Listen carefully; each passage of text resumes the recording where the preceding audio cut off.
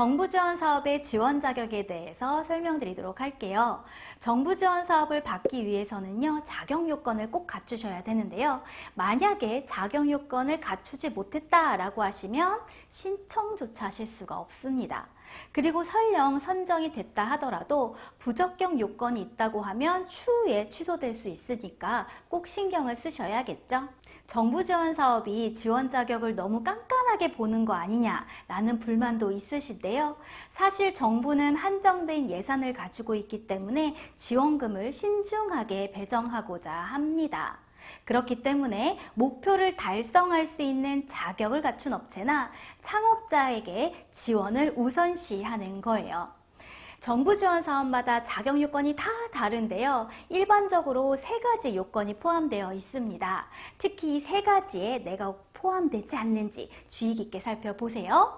첫 번째, 연령, 성별, 그리고 두 번째, 분야, 경력, 세 번째, 지역 제한입니다. 먼저 연령과 성별에 대해서 얘기를 해보자면요. 일부 정부 지원 사업은 청년, 중장년 등 특정 연령대만 지원할 수 있거나 여성만 지원할 수 있어요. 예를 들어서 청년 창업자를 위한 정부 지원 사업은 18세에서 39세 사이의 참가자에게만 제한될 수 있습니다. 어떤 사업은 특정 분야의 아이템만 지원할 수 있거나 특정 분야의 경력을 요구할 수도 있어요. 예를 들어서 한국컨텐츠진흥원의 컨텐츠 초기 창업 육성 프로그램이라는 것도 있거든요. 이 프로그램에서는 컨텐츠 분야의 예비 창업자 또는 팀만 지원할 수 있도록 제한하고 있습니다. 일부 정부 지원 사업은요, 특정 지역의 창업자만 지원할 수 있는데요. 지역 내의 산업 육성이나 지역 경제 활성화를 위한 정부 지원 사업이 해당됩니다.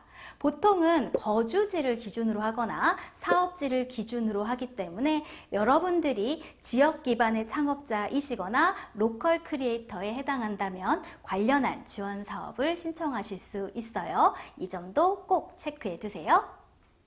이렇게 자세한 자격 요건은 앞서 말한 것처럼 각 프로그램마다 다 다릅니다.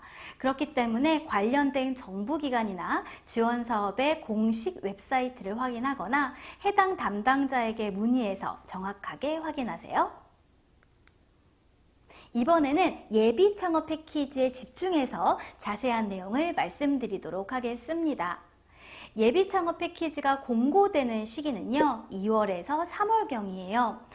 구체적인 날짜는요, 매년 다르기 때문에 1월이 되면 K-스타트업 정보 사이트를 수시로 확인해야 됩니다. 대개 접수 기간은 공고가 나온 때로부터 대략 3주, 길어도 1개월이 채 되지 않아요. 그렇기 때문에 사업 경험이 부족한 예비 창업자의 입장에서는 닥쳐서 준비하려면 무리가 돼요. 왜냐하면 사업계획서를 꼭 여러분들이 작성을 하셔야 되는데 이걸 작성하는 것 자체도 시간이 필요하지만 사업계획서를 작성하기 이전에 작성을 위해서 필요한 다양한 자료들을 준비해야 되는데 그것들도 시간이 많이 걸리거든요.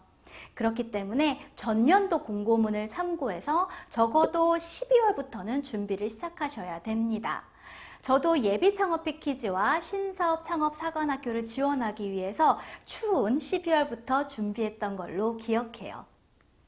예비 창업 패키지는 현재 연령 기준이 없기 때문에 누구나 도전할 수 있어요.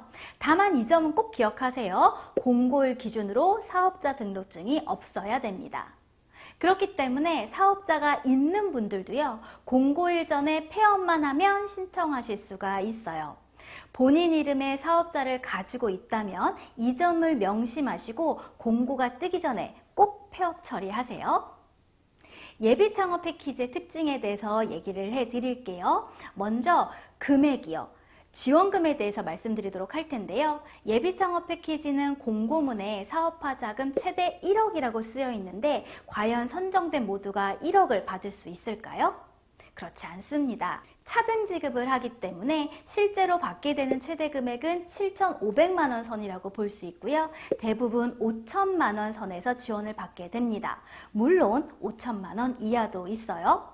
두 번째, 예비 창업 패키지의 큰 매력은 자부담금이 없다는 사실입니다. 상당수 정부 지원 사업에서는 사업화 지원금의 20에서 30%에 해당하는 자부담금을 요구하는데요. 이 점을 모르셨던 분들은 자부담금까지 고려하지 못하고 덜컥 지원하셨다가 선정을 포기하는 경우도 있어요. 그리고 세 번째, 예비창업 패키지가 중요하게 보는 것은 사업 아이템이 협약기간 내에 소위 대박이 날지가 아닙니다. 실제로 어떤 결과물, 즉 산출물이 나올지에 중점을 두고 봐요. 여기에서 말하는 산출물은 최종 제품이나 서비스가 아니에요. 최종 제품과 서비스를 만들어내기 위해서 제품을 개발하거나 시제품을 제작하거나 시스템을 구축하는 것을 의미합니다. 자, 그렇다면 여러분은 예비창업 패키지를 지원하기 위해서 사업계획서에 어떤 것들을 강조해야 할까요? 어떻게 자금을 활용해서 사업 아이템을 성장시킬지 수치적으로 보여주시고 지원금을 사용해서 어떤 산출물을 내놓을지에 대해서 논리적인 근거를 제시하셔야 돼요. 꼭 기억하세요.